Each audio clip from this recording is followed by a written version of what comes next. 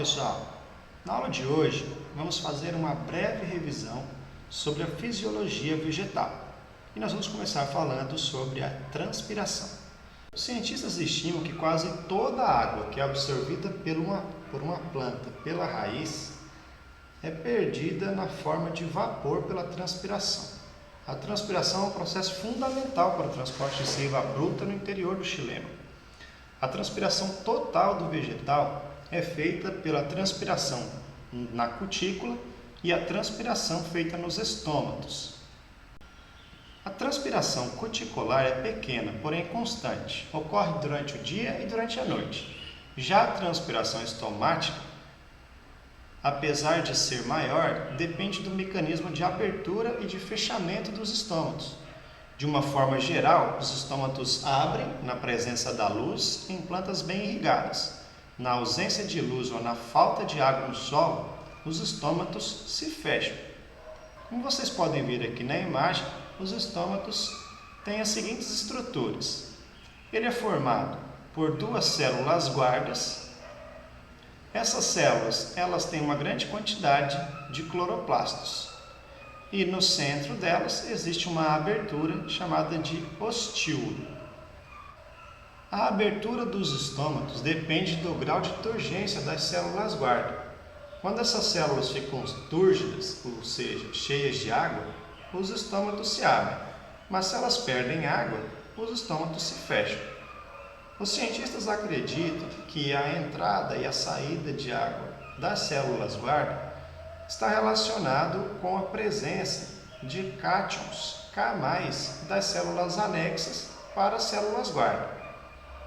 Quando as células guarda recebem esses cátions, elas se tornam hipertônicas, permitindo a entrada de água por meio do processo de osmose. Quando a água entra, a célula torna-se túrgida e o ostíolo se abre. Quando a célula não está fazendo fotossíntese, para o bombeamento de cátions K+ para as células guarda. Então, elas se tornam hipotônicas e a água sai das células, tornando-as flácidas, provocando o fechamento dos estômatos. Basicamente, as condições para a abertura e fechamento dos estômatos são as seguintes: a presença de água no solo, presença de luz, a diminuição da taxa de CO2 no mesófilo da folha e temperaturas medianas fazem com que os ostíolos se abram. Enquanto que um solo seco ou com pouca água, ausência de luz e aumento de CO2 no mesófilo da folha, assim como temperaturas extremas, fazem com que o ostíolo do estômago se feche. Um outro processo muito importante para o desenvolvimento dos vegetais é o processo de fotossíntese. A fotossíntese é um processo realizado por diversos organismos autótrofos, como cianobactérias, algas protistas e as plantas. Por meio da fotossíntese, a energia luminosa é transformada em energia química e armazenada na forma de compostos orgânicos, como a glicose. Os autótrofos fotossintetizantes apresentam pigmentos capazes de absorver a luz, tais como a clorofila e os carotenoides. A clorofila A absorve melhor a luz com comprimento de onda luminosa entre 400 e 700 nanômetros, enquanto que a clorofila B absorve melhor na faixa de 450 e 680 nanômetros. Lembrando que a clorofila A é a responsável por desencadear todo o processo de fotossíntese. A energia produzida pela clorofila B é transmitida para a clorofila A. Os fotossistemas da fotossíntese ocorrem da seguinte maneira. Aqui na membrana dos tilacoides, estruturas presentes dentro do cloroplasto, existem milhares de moléculas de clorofila e de carotenoides associadas a proteínas, formando uma espécie de antena captadora de energia luminosa. Mas há dois tipos de antenas nos tilacoides. Uma delas capta energia luminosa no máximo até 700 nanômetros, que é o fotossistema 1, ou P700. E o outro capta a luz na faixa de no máximo 680 nanômetros, conhecido como fotossistema 2 ou P680.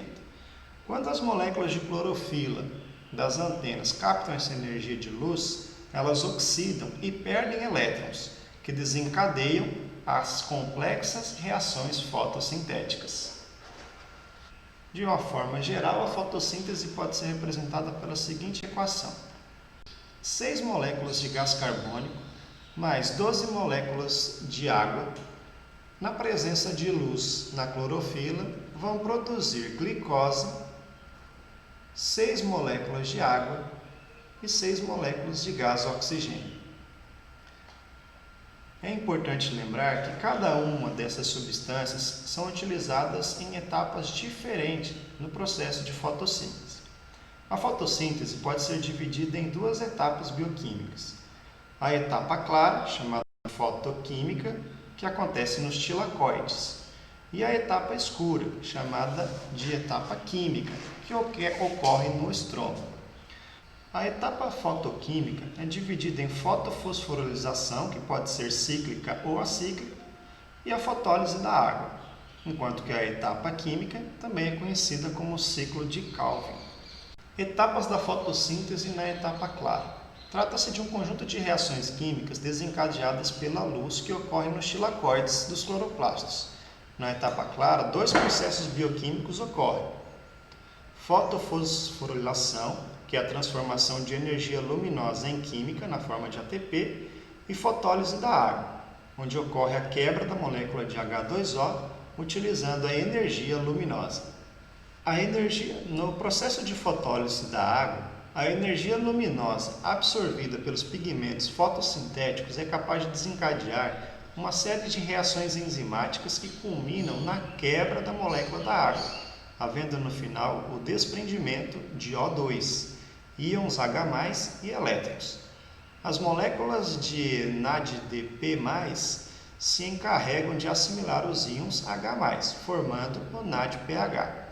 O O2 é liberado e sai dos cloroplastos, e os elétrons reduzem a clorofila A do processo 680 durante a fotofosforilação acíclica. Repare, portanto, que o O2 liberado na fotossíntese vem da água. Os produtos finais da etapa clara são o NADPH2, que é fonte de H+ para as reações da etapa escura, o ATP, que é fonte de energia para as reações da etapa escura, e o O2, que é desprendido durante a fotólise da água. A etapa escura da fotossíntese não depende diretamente da luz, no entanto, depende dos compostos ATP e NADPH produzidos na etapa clara, além de CO2, que é absorvido na atmosfera. Trata-se de uma série de reações químicas denominadas ciclo de Calvin. Nesse complexo ciclo de reações, a energia contida no ATP, os átomos de hidrogênio contidos no NADPH e os átomos de carbono e oxigênio contidos no CO2 são utilizados na síntese de glicose e de diversos compostos orgânicos, como aminoácidos e ácidos graxos.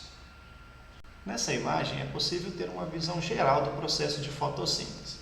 Aqui nos tilacoides é onde vão acontecer as etapas claras da fotossíntese, que depende diretamente da luz do sol. Nessas etapas são produzidos o NADPH e também é liberado os cátions H+. Aqui também é produzidas as moléculas de ATP. Na região do estroma do cloroplasto vai acontecer o ciclo de Calvin, ou a etapa escura. Nela, o NADPH+, os cátions de hidrogênio e as moléculas de ATP entrarão num ciclo de produção de glicose, junto com o gás carbônico, que é absorvido da atmosfera, e as moléculas de água. Após o final do processo, as moléculas de ADP voltam em direção aos tilacoides para serem transformadas novamente em ATP, e o NADP retorna também às membranas do tilacoide para capturar mais átomos de hidrogênio. É importante observar que Nas células vegetais existe uma relação de troca mútua entre mitocôndria e cloroplasto, uma vez que as substâncias produzidas na fotossíntese podem ser consumidas pela mitocôndria e vice-versa. Ficamos aqui com mais essa aula. Revejam os conteúdos anteriores e até a nossa próxima aula.